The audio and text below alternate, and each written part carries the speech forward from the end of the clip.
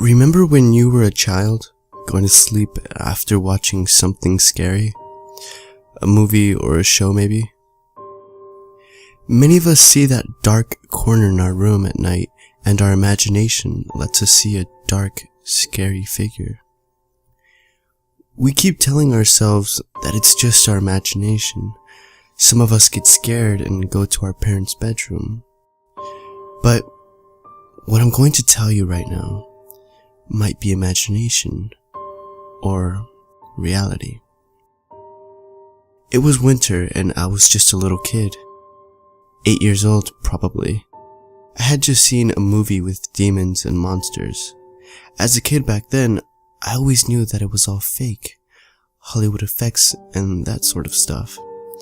But I always had that feeling that when I went to sleep, there was someone in the dark corner of my room, that dark figure staring into my soul. I ignored it and considered it as my imagination and went to sleep. Later that night, I had no dreams.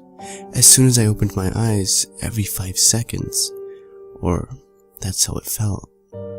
It was 30 minutes after I closed them the first time. I closed them again, feeling tired as ever, and heard the horrifying screams.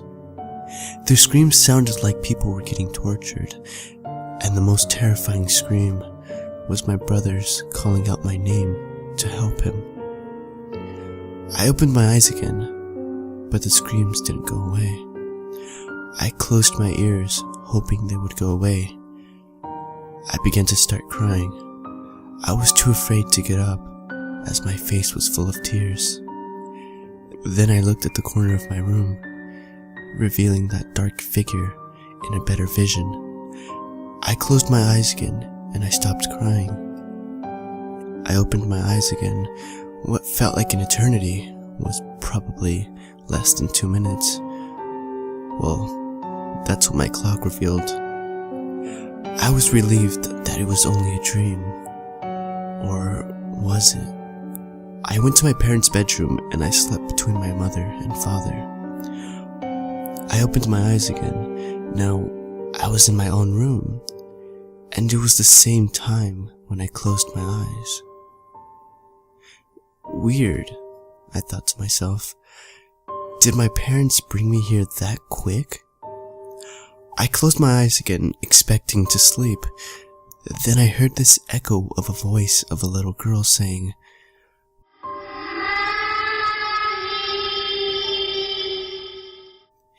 it sounded like she was calling out for her mother in some kind of giant hall or hospital.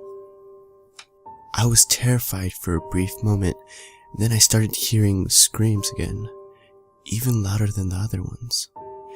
I got up and I started to scream in fear. All that came out was nothing. My mouth was open and I felt like my vocal cords didn't exist. I started crying. I wanted to go to the bathroom, but the door was locked. I ran back into my bed and said to myself that it's just a dream. But it wasn't. The dark figure in the corner came out with an evil smile like it was hell on earth. There was nowhere to run, nowhere to hide. The dark figure takes out his bloody tentacles, and as soon as I got used to the dark, what I saw was on his chest. It damaged me for life. There were heads of young children with their eyes torn off and their mouths full of blood. I ran to my closet. I opened my closet and saw my little flashlight. I turned on my flashlight, pointed it towards him, and he was gone. Like he was never there. I opened my door, went to my parents' bedroom again, and told them that I had a terrifying dream.